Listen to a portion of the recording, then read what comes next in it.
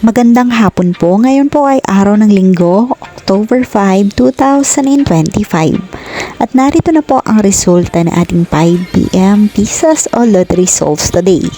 At para po sa draw natin ngayon ay ang 3D Lotto at ang 2D Lotto. At para po sa Lotto More updates, pasubscribe na lang din po ako sa aking channel at pahit na din ng notification bell.